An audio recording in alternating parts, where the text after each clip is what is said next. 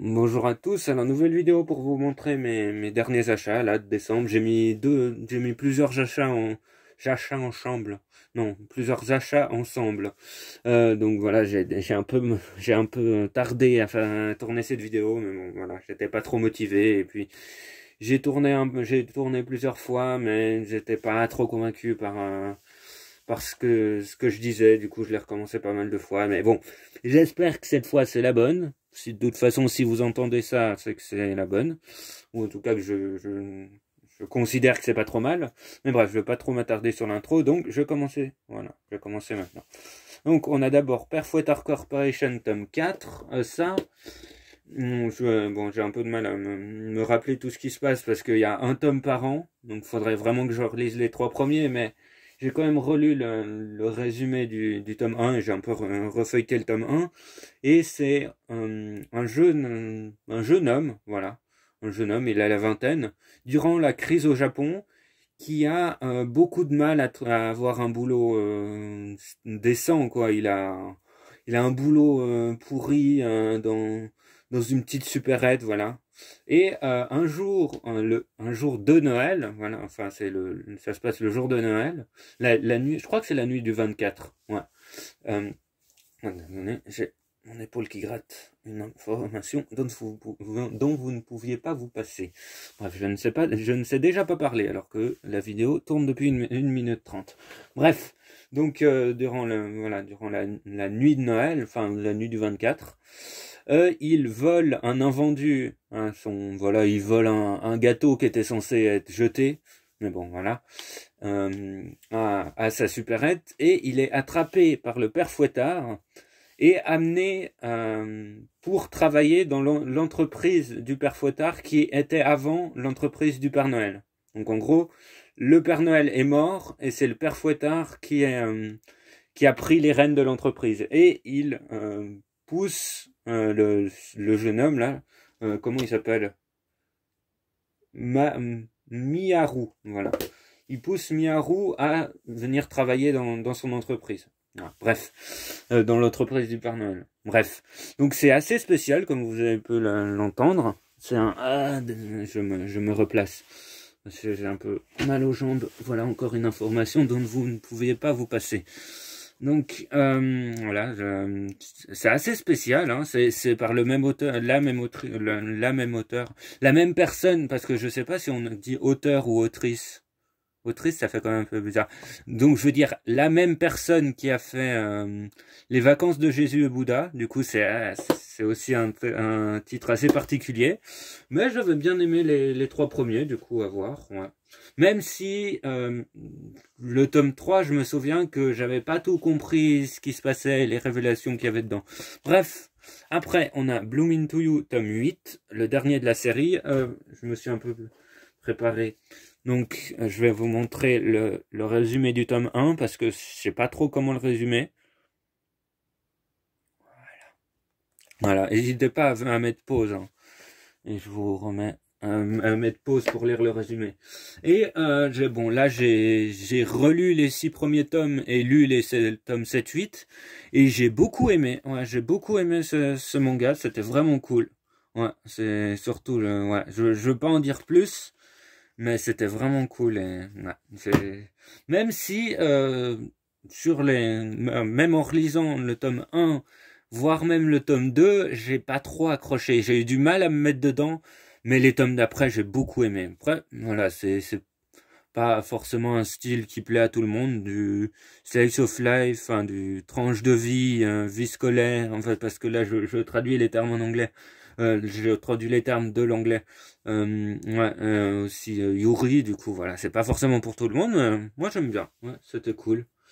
Bon, après moi j'aime, enfin bon, je sais pas si j'ai le temps de raconter un peu ma vie, mais je me suis dit vraiment que mes lectures c'était vraiment très différent, hein. Si on a ça, on a des trucs d'horreur, on a des trucs d'action, on a un peu tous les genres. Bref, donc c'était cool. Par contre, donc je vous le recommande bien sûr, mais l'animé, j'ai vu le dernier épisode de l'animé, je crois que c'est le 12 ou 13, et il y a, enfin, il manque la fin. Voilà, c'est en une saison et je pense pas qu'il y aura de saison 2. Du coup, il manque voilà, il manque toute la fin. Voilà, il manque toute la résolution de ce qui a amené dans les premiers tomes ou les premiers épisodes. Du coup, enfin, je sais pas, je vous recommande pas l'anime parce qu'il n'y a pas de fin. Voilà, c'est vraiment dommage. Parce que l'anime a l'air de bonne qualité, hein, les OST, l'animation, les openings, même la fidélité à l'œuvre. Il y a vraiment les mêmes plans que dans le manga. Voilà, parce que j'ai regardé l'épisode, puis après j'ai comparé avec le manga, c'est vraiment les mêmes plans. Et c'est vraiment bien. Mais tant qu'il n'y aura pas de saison 2, je vous recommande pas l'anime. Ou en tout cas, regardez l'anime, puis lisez le manga. Parce que sinon, je pense que c'est vraiment, il manque toute une partie. Voilà. Mais bref, je vais pas trop m'étendre dessus, j'ai déjà trop parlé. Après, on a Dahlia Artisane Magicienne, tome 2. Ça, c'est une jeune femme. Ouais, non, je crois qu'elle n'était pas si jeune. C'est une femme qui a vécu une vie vraiment pas terrible. Enfin, voilà, une vie vraiment triste parce que elle dit elle-même qu'elle a vécu la tête baissée, que je pense qu'elle était elle était très peu affirmée, elle acceptait tout ce qu'on lui disait, voilà, c'est ce qu'elle a dit, vive la tête baissée, voilà. Vivre ouais, vraiment en acceptant un peu tout, sans se rebeller ni rien. Et elle se réincarne dans un autre monde, un monde avec de la magie. Oui, parce que c'est une jeune femme qui vit dans notre époque, voilà. Et elle se dit qu'elle va pas gâcher cette nouvelle chance, et qu'elle va cette fois plus s'affirmer, et qu'elle va plus vivre pour elle-même.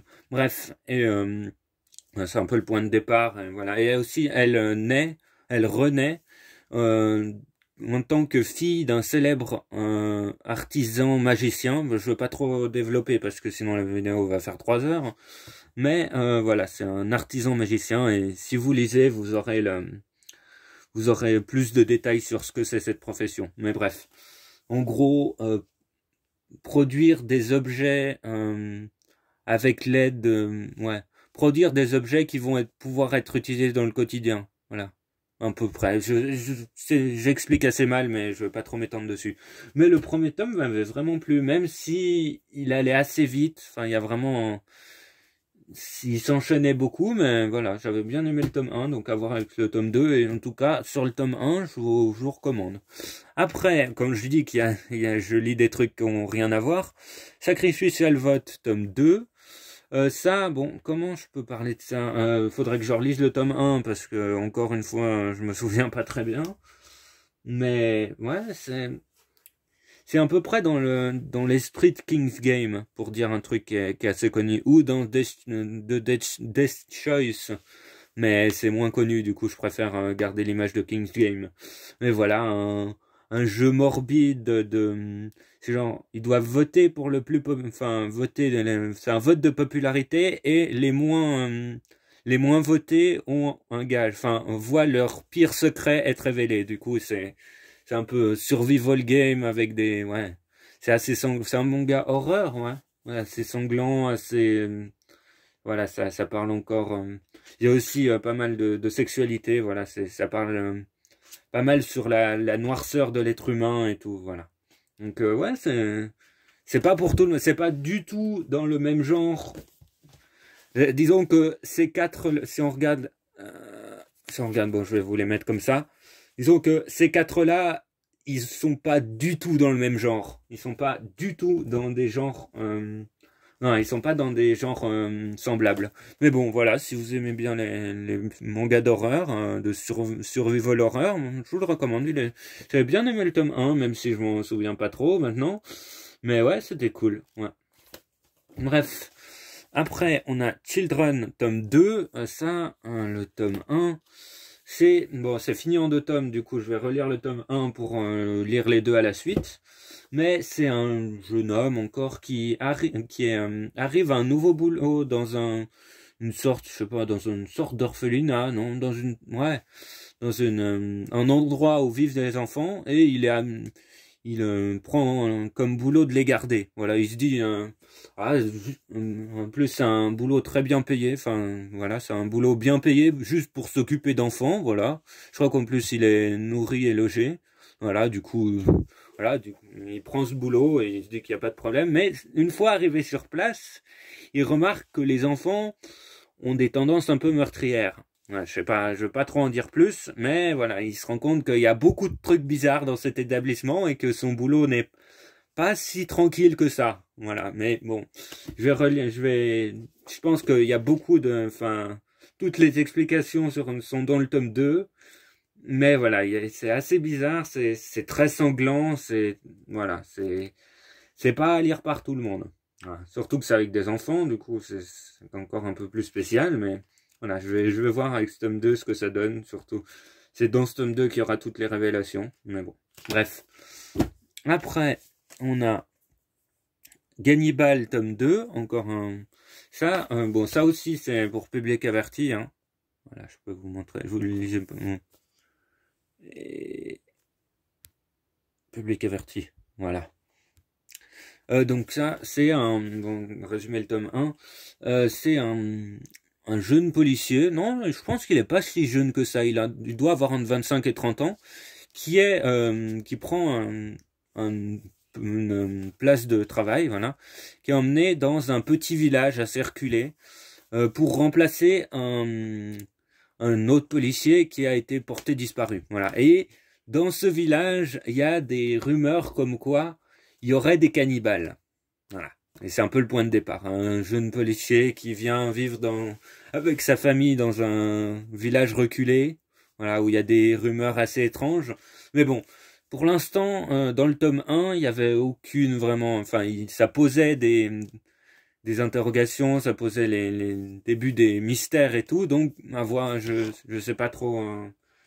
je sais pas trop ce que ça donne. Bref. Je vais essayer de passer plus vite parce que déjà 12 minutes de vidéo. Après, on a Kazane, la voleuse de visage. Ça non plus, je sais pas trop comment le résumer. Du coup, je vous mets le résumé du tome 1. Et je vais parler de ce résumé aussi, mais... Allez, focus. Voilà. Bref. Donc, une jeune fille, voilà, je sais pas quel âge elle a, elle doit quand même avoir 16 ans, hein. Une fillette. Ah non, peut-être pas 16 ans. Mais ouais, elle est quand même... Elle est quand même assez... Non, non, elle doit avoir entre 16 et 18 ans, je pense. Au moment du début. Bref, qui est vraiment très... Enfin, qui a une laideur... qui est d'une laideur très repoussante. Mais donc qui se fait harceler un peu par tout le monde. Surtout que sa mère était une actrice de premier plan. Elle était une actrice qui était reconnue pour sa beauté, voilà, qui était vraiment admirée par tout le monde. Et voilà, sa fille est vraiment d'une laideur repoussante. Voilà, et donc c'est... Voilà, et c'est comme vous avez pu le lire dans le résumé, sa mère lui a légué un rouge à lèvres mystérieux. Et elle remarque... est-ce que c'est dit? Elle remarque que avec ce rouge à lèvres, elle peut prendre le visage de ses victimes. Et à partir de là, elle va mettre, voilà, à partir de là, elle va mettre un plan en place et autres, mais je peux pas trop en dire. Mais ouais, j'avais bien aimé les 2 premiers tomes, du coup à voir avec ce tome 3, ouais, c'était cool. Ouais, je sais pas trop quoi dire de plus, mais c'était cool.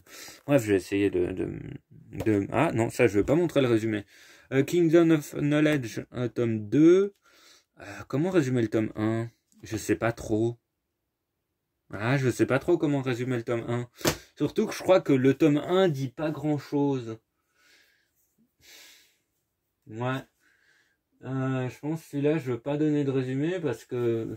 Ouais, parce que je saurais pas comment résumer sans que ça spoil. Ouais, je sais pas comment le résumer sans spoiler ce qui se passe dans le tome 1. Donc désolé, je pense je vous recommande d'aller lire un résumé sur celui-là parce que je sais pas trop quelle info donner sans que ça spoil. Mais bref, j'avais vraiment bien aimé le tome 1, du coup je vous le recommande en tout cas. Je recommande de vous y intéresser. Mais bref. Après, on a 5 Minutes Forward, tome 5. Non, tome 4. Je dis 5 minutes, du coup je vois un gros 5 en haut, du coup je dis tome 5, mais c'est tome 4. Et oui, bon, ouais, ça c'est fini en 7 tomes. Du coup, je vais attendre d'avoir les 7 tomes pour. Là, j'ai pas lu ce tome 4, mais pour relire les 3 premiers et lire les 4 suivants. Donc, je vais attendre un peu avant de lire. Mais donc, ouais, c'était. Moi, je vais d'abord dire le résumé. Oh, c'est un lycée, un jeune. Enfin, non, je crois qu'il est au lycée. Du coup, il a je sais pas, 15-16 ans. Il reçoit un bracelet par un homme mystérieux qui est censé pouvoir l'envoyer dans le futur et lui permettre d'en revenir. Voilà, d'aller dans le futur, mais il sait pas quand, à combien dans le temps dans le futur il va aller. Bref, il va dans le futur et il remarque que le monde subit une apocalypse. Enfin voilà. Bien, enfin, il y a tout le monde qui se fait tuer par des Bouddhas géants. Oui, bon, c'est assez spécial, mais là, ils se font attaquer, tout le monde se fait attaquer. Il y a vraiment presque une apocalypse. Il y a tout le monde qui se fait tuer par des Bouddhas géants. Et quand il regarde à combien de temps dans le futur il remarque qu'il est que 5 minutes après le moment où il est parti. Donc voilà, il se dit qu'il, ouais, bon, je sais pas si je peux donner ces infos-là, mais à partir de là, il se dit qu'il, ouais, il va tout tenter pour empêcher que ça arrive. Voilà. Bref, ça c'est le point de départ. Et j'avais pas trop aimé les deux premiers tomes, mais le tome 3, j'avais plus aimé. Bref, voilà, j'espère que c'est clair, hein, mais voilà. Je vais essayer de pas trop m'attarder dessus, mais en tout cas, ouais, le tome 3 m'avait vraiment bien plu, du coup, à voir avec les tomes suivants. Bref. Après, on a Unwanted Undead Adventurer. Voilà. Ceux-là, je les ai commandés, ça faisait très longtemps que je les voulais. Ouais, bref. Donc, j'ai entendu dire que c'est un isekai, mais non, en fait. Non, non, c'est pas du tout, enfin, ça peut ressembler un peu, mais disons que, donc c'est ouais, je vais résumer le truc. C'est un aventurier vétéran, mais qui stagne au rang inférieur. Voilà, il a beaucoup d'expérience, mais il est pas très doué, on va dire ça comme ça, parce que après il est aventurier depuis, je sais pas, 10 ans, un truc plus de 10 ans. Mais voilà, il stagne au rang inférieur, voilà. Il fait ce qu'il peut, voilà. Et un jour, en explorant le donjon, donc c'est un truc heroic fantasy un peu, avec des donjons et autres, des aventuriers et tout ça. Un jour, il tombe sur un dragon dans le donjon, un monstre qui est bien trop au niveau de lui, hein, que lui. C'est un monstre incroyablement puissant. Du coup, il se fait manger par le dragon. Mais il ne meurt pas, il se réveille sous la forme d'un squelette, d'un démon squelette. Voilà. Oui, du coup, c'est pas vraiment un isekai, il change pas de monde, c'est juste qu'il meurt et il ressuscite. Voilà. Et à partir de là, il va essayer de retrouver sa forme humaine. Voilà. En se servant, je sais pas si c'est dit, en se servant de la capacité d'évolution des monstres. Voilà. Du coup, il va essayer de redevenir humain. Mais bref, bon, ça je les ai déjà lus, ces 2 premiers tomes, et j'ai beaucoup aimé, ouais. Ça valait la peine d'attendre aussi longtemps, parce que je crois, j'ai dû en entendre parler vers juin ou juillet, oui ça fait un moment, et je crois qu'il est sorti fin août, un truc comme ça. Je sais pas quand j'en ai entendu parler et que je l'ai mis du coup sur ma liste d'envie en attendant qu'il sorte. Et voilà, ça faisait très longtemps que j'avais envie, et ça fait très longtemps, ça fait plusieurs mois que j'avais envie de le prendre, et je le trouvais pas en magasin, ou alors je crois que je le trouvais à des moments où je pouvais pas le prendre. Du coup, j'ai beaucoup attendu, et ouais, j'ai vraiment bien aimé ces 2 premiers tomes. Surtout, bon, le premier tome, va vite dans le vif du sujet, mais c'était cool. Ouais, j'ai hâte d'avoir le tome 3. Ouais, c'est vraiment cool. Ouais.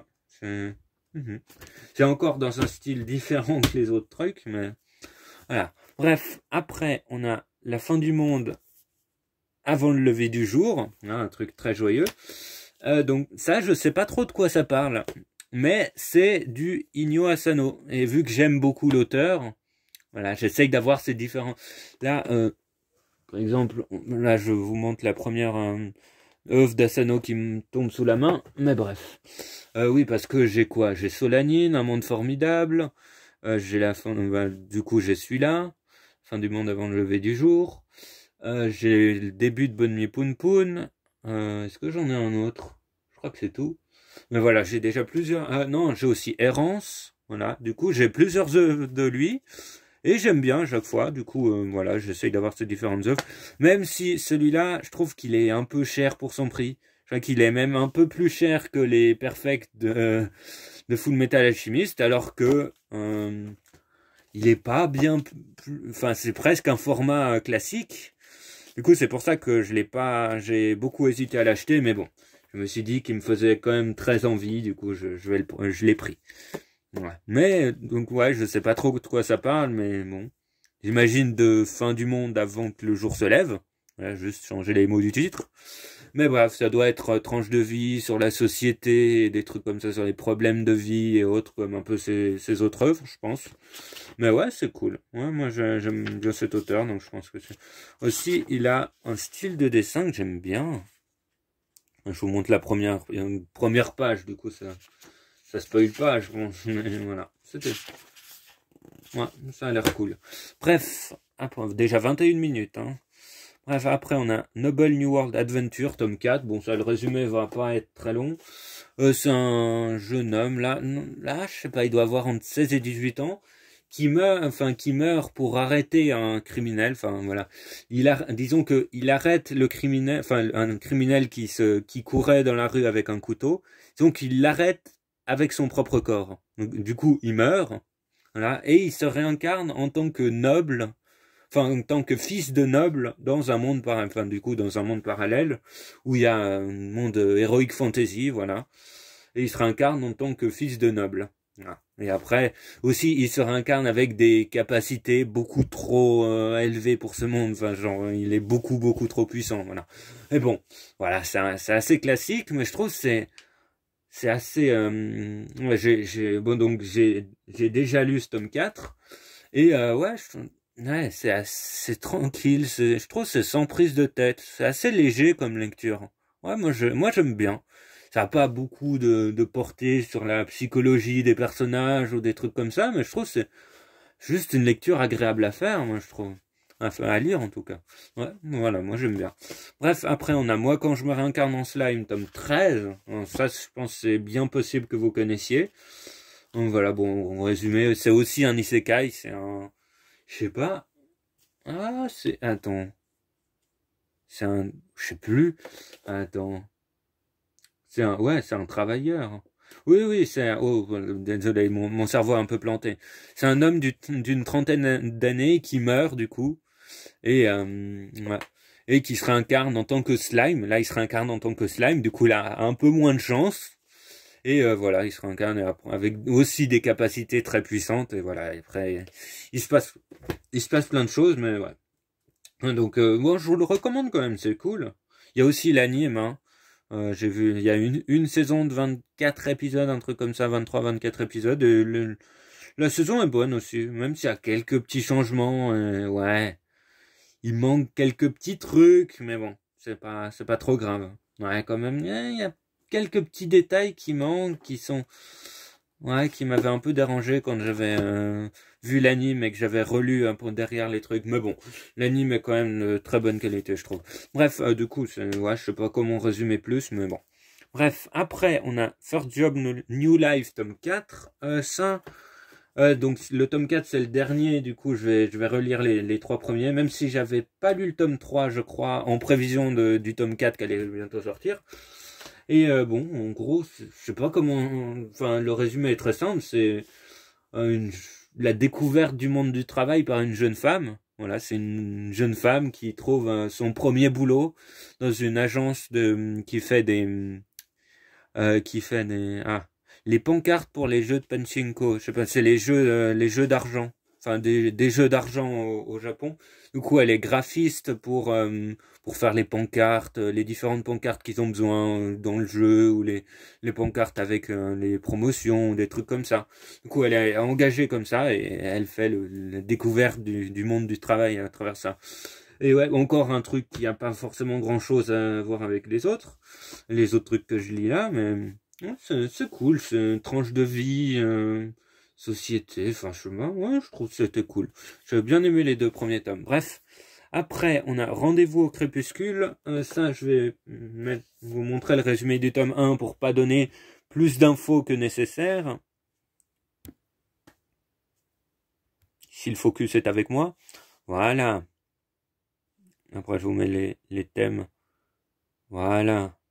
Là, je ne veux pas dire plus que ce qu'il y a dans ce résumé-là, parce que bon, c'est fini en 2 tomes. Du coup, si je donne un peu trop d'infos, c'est quasiment donner toutes les infos.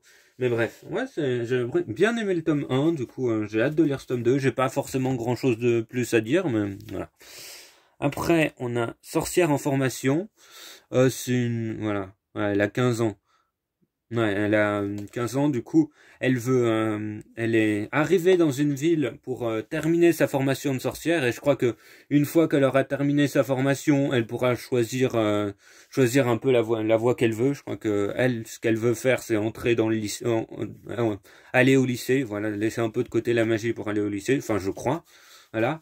Et donc, elle arrive en ville et elle offre ses services, enfin, elle offre ses services. Elle vend pas son corps, mais disons que, non, elle ne vend pas du tout son corps, c'est pas du tout ça le propos.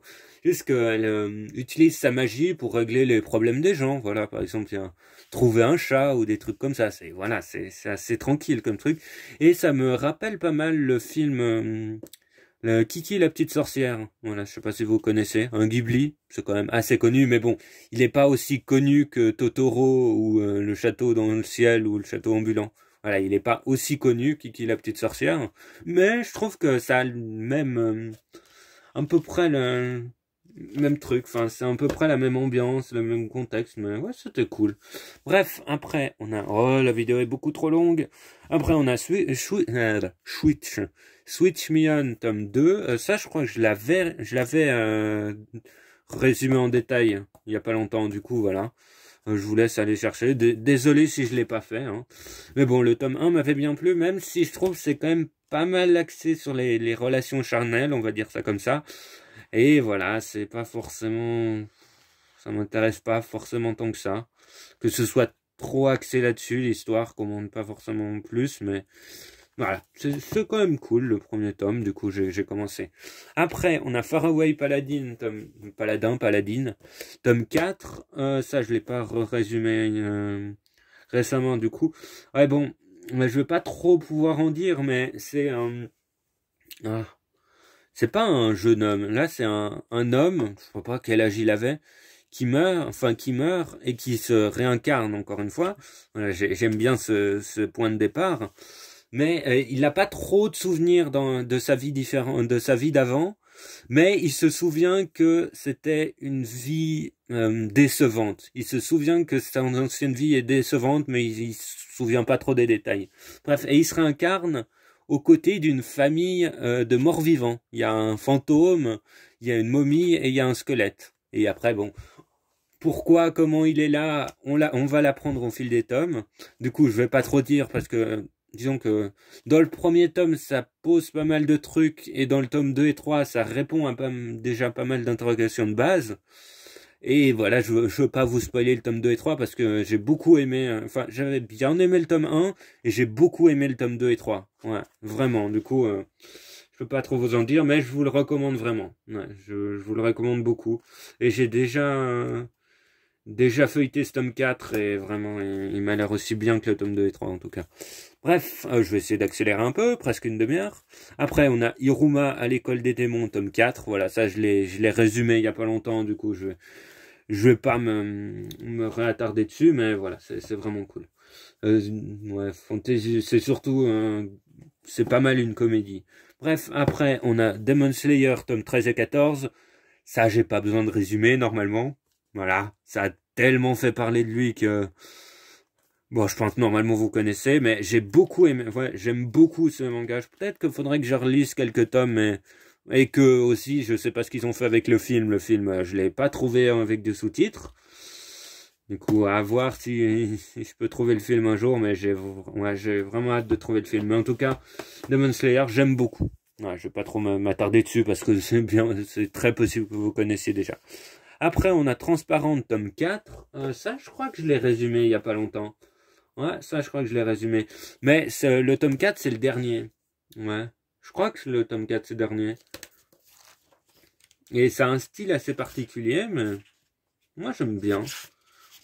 Ouais, c'est la fin. Ouais. Donc je vais relire les 3 premiers tomes pour lire le tome 4. J'aime bien faire ça souvent. Bah, soit, ouais, je relis souvent quand, bon, soit parce que j'ai juste envie de relire, soit parce que je me souviens pas trop des tomes, mais aussi, c'est presque à chaque fois où quand il y a la fin, je relis tous les tomes. Voilà. Du coup, le tome 3, je l'ai pas lu, je crois. Ouais, non, le tome 3, je l'ai pas lu. Du coup, je vais lire les 4 à la suite, mais bref. Donc, enfin, la vidéo est quand même très longue. On a Je suis un assassin et je surpasse le héros. Je crois qu'il y a le petit... Est-ce qu'on voit le sous-titre? Ouais, bon, désolé, j'arrive pas trop et puis je dois un peu me dépêcher. Parce qu'en fait, au bout d'un moment d'enregistrement, la vidéo se coupe en deux. Et voilà, au bout d'un moment de taille de fichier, la vidéo se coupe en deux et j'ai pas trop envie de faire le montage. Ce serait un peu, voilà. Ça me prendrait trop de temps et ça me donne pas trop envie. Bref, donc, je suis un assassin et je surpasse le héros, tome 2. Donc là encore, c'est un isekai. Et là, c'est toute une classe qui se fait, qui se fait transporter dans un autre monde. Ils meurent pas, hein. Ils se font juste invoquer dans un autre monde. Et bon, comme vous pouvez dire, le protagoniste n'est pas le héros, enfin n'a pas la classe de héros, n'est pas une classe d'assassin, mais pourtant il est plus puissant que le héros qui est censé être le leader, le chef de tout. Enfin voilà, le chef de la classe et tout, qui a les aptitudes, qui est censé avoir les aptitudes les plus hautes, mais lui, le garçon un peu effacé, voilà, dépasse en capacité le héros. Bref, donc c'est Heroic Fantasy un peu comme ça. Et par contre, le roi qui les a invoqués a pas l'air très louche du coup, a pas l'air très net, voilà, comme on dit. Ouais, il a pas l'air très net et voilà, il y a pas mal de magouilles. Enfin, il va essayer de découvrir ce que le roi prépare. Bref, je vais pas trop en dire plus parce que sinon ça spoil comme d'habitude. Mais bref, cette vidéo a beaucoup trop duré et j'espère que ça vous a... Bon, voilà, j'espère que ça vous aura plu et pour une prochaine vidéo. Voilà, j'ai enfin réussi à finir cette vidéo. Bref, au revoir.